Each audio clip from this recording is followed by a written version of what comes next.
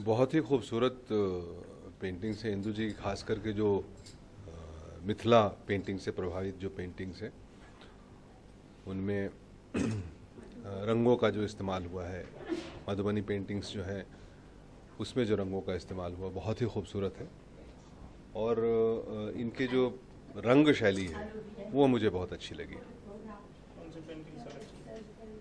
सभी पेंटिंग्स अच्छी है। बहुत बहुत धन्यवाद आपका। तो बारे में बताइए किस तरह क्या है, कौन सी अच्छी लगी? जो इंदु जी की जो शैली है वो बहुत ही रंग शैली बहुत खूबसूरत है। और जो मधुबनी पेंटिंग्स पे खास करके जो आधारित इनकी पेंटिंग्स हैं वो बहुत ही खिल के आई हैं। वहाँ भी रंगों का इस्तेमाल जो है वो बहुत खूबसूरत है। और इनकी पहली एग्जीबिशन है।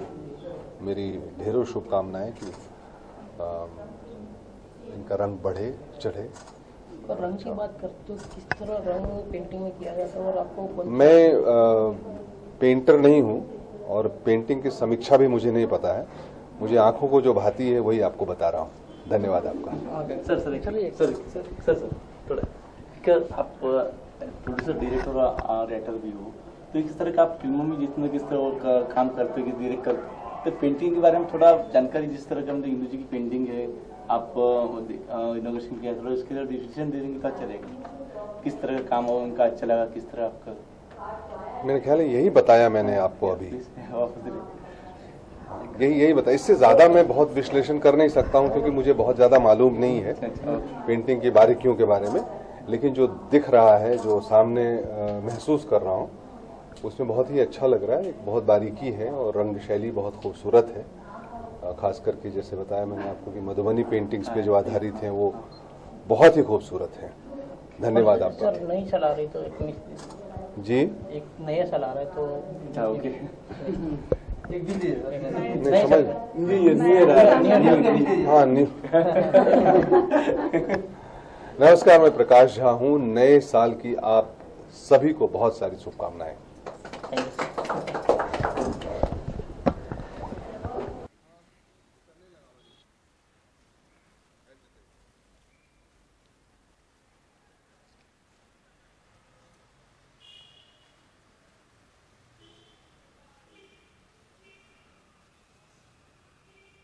दावल देखा तो अच्छा लगा। दावल मैं मुजफ्फर बोलता हूँ।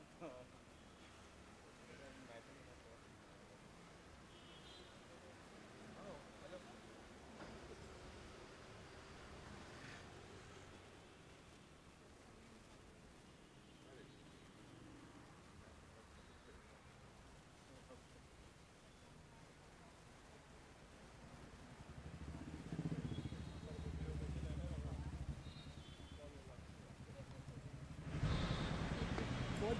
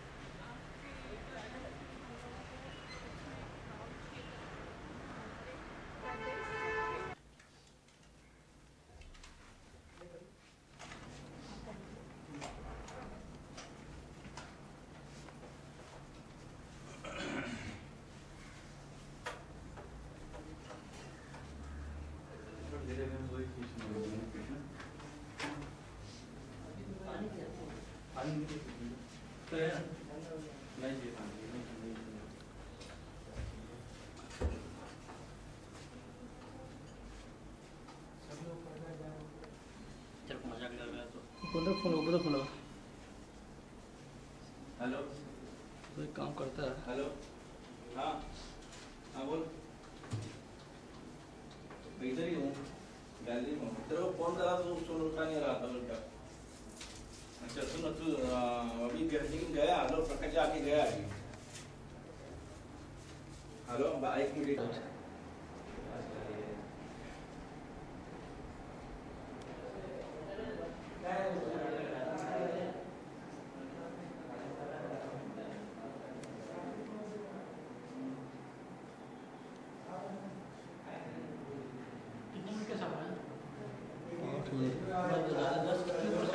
बैठ लेना उसका ये पूछा उतना तो मैं पूछा।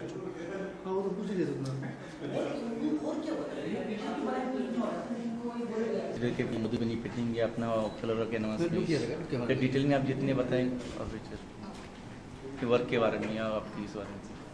जैसे मेरी पेंटिंग्स मधुबनी भी हैं, ऑयल में एब्स्ट्रैक्ट भी आप देख रहे होंगे, रियलिस्टिक पेंटिंग भी हैं और कुछ थीम वर्क से भी रिलेटेड है। मधुबनी बेसिकली फोक पेंटिंग से रिलेटेड होती है और ये सारी एक्रेलिक ऑन क्लोथ पे की गई है और बाकी सारे आपको ऑयल ऑन कैनवस है। बाकी जितनी भी पेंटिंग्स हैं वो कैनवस पे की गई हैं और ऑयल का यूज़ किया गया है, ऑयल पेंटिंग के इस्तेमाल की गई है उसमें। और कुछ मेरी थीम बेस्ड पेंटिंग है जो करंट इश्यूज से रिलेटेड है। जैसे आजकल बेसिकली मोस्टली आप देखेंगे कि मेरी पेंटिंग्स लेडीज़ को फोकस करती हैं, लेडीज सेंटर्ड है। तो आजकल क्या है कि हमारा सोसाइटी बहुत आगे बढ़ चुका है बट स्टिल लेडीज़ को वो फ्रीडम नहीं मिली है जो मिलनी चाहिए। तो उससे रिलेटेड इश्यूज़ पे भी है हमारी पेंटिंग। और कुछ आप पेंटिंग्स एब्स्ट्रैक्ट में देखेंगे जैसे मस्ती जिसको बोलेंगे कि जैसे गिटार लेकर के वो मस्त के साथ वो कर रहा है।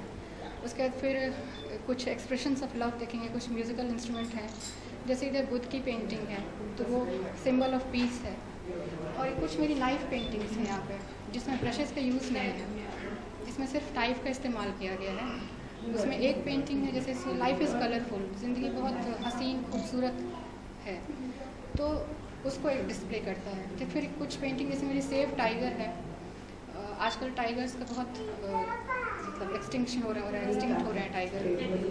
तो उसमें क्या है कि उनको बचाना बहुत बड़ी जिम्मेवारी है हमारी। तो एक आर्टिस्ट अपनी पेंटिंग थ्रू ही आपको बता सकता है कि समाज को एक आप दिशा दे सकते हैं या कुछ भी बता सकते हैं लोगों को। तो उस पेंटिंग में भी नाइफ का इस्तेमाल है, ब्रशेस का यूज़ नहीं है कहीं पे। आप कितने सालों से पेंटिंग में हो कर रहे हो कितने? एक्चुअली मेरा सब्जेक्ट पेंटिंग नहीं है, एज ए हॉबी मैंने पेंटिंग स्टार्ट की 5 years बैक। तो ये मेरी 4th एग्जीबिशन है और फर्स्ट इन मुंबई है। लास्ट ईयर मेरी फर्स्ट एग्जीबिशन लगी थी बोकारो में, बोकारो स्टील प्लांट। उसके बाद रांची में मेरा इंटरनेशनल स्टेडियम में सेकेंड एग्जीबिशन लगा था जिसको मेरे नाम से हॉल ऑफ फेम भी डिक्लेयर किया गया क्योंकि इसके पहले वर्ल्ड वाइड किसी स्टेडियम में आर्ट गैलरी नहीं लगी थी। अब वो चीज़ स्टार्ट हो गई है, अब किसी भी स्टेडियम में आर्ट गैलरीज लगा करेंगे, इसके पहले नहीं लगती थी। 3rd एग्जीबिशन अभी मैंने होल्ड किया जमशेदपुर में। उसके बाद मुंबई में मेरा पहला है जिसको जमशेदपुर वाले में भी इनाग्रेशन उन्होंने किया था। प्रेमलता अग्रवाल माउंटेनियर हैं जो आप जानते होंगे, में भी वर्ल्ड की पहली माउंटेनियर है जो 7 समिट जिसने क्रॉस किया है।